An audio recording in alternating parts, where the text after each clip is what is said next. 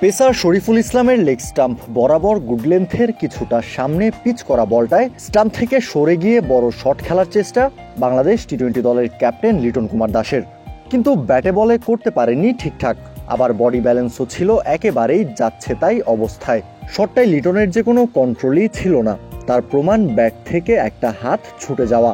এই শটে নির্ঘাত নিজের উইকেটটা হারাবেন টি-20 ক্যাপ্টেন। শরীফুলও বুঝতে পেরে সময় নিলেন না। ক্যাপ্টেনকে আউট করতে পেরে দারুণ উচ্ছ্বসিত এই পেসার দুহাত মেলে দৌড়ে গিয়ে লিটনের সামনেই করলেন আগ্রাসী সেলিব্রেশন। জবাবে লিটন শুধু মুচকি হাসলেন।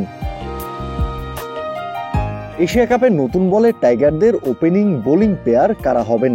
সোমবার সিলেটে বাংলাদেশ দলের অনুশীলন দেখে কিছুটা আঁচ করা যায়।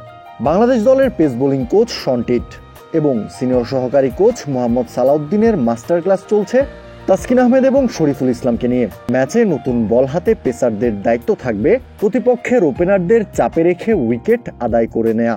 তাই তো তাসকিন শরীফুলদের সামনে ব্যাট হাতে দাঁড় করিয়ে দেওয়া হয়েছে বাংলাদেশ দলের দুই ওপেনার তানজিদ তামিম এবং পারভেজ হোসেন ইমনকে।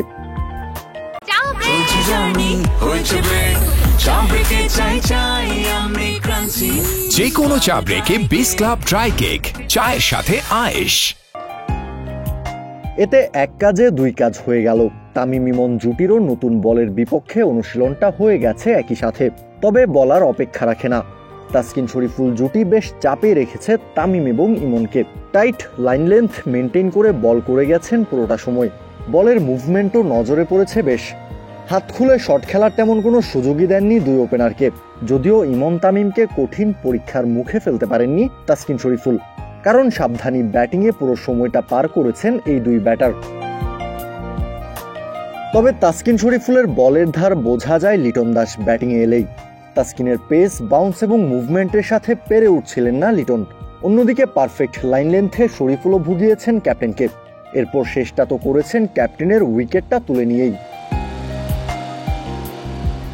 সিলেটে বাংলাদেশের প্র্যাকটিস সেশনগুলো কতটা ফলপ্রসূ হতে যাচ্ছে তার প্রমাণ পাওয়া যাবে নেদারল্যান্ডসের বিপক্ষে সিরিজেই।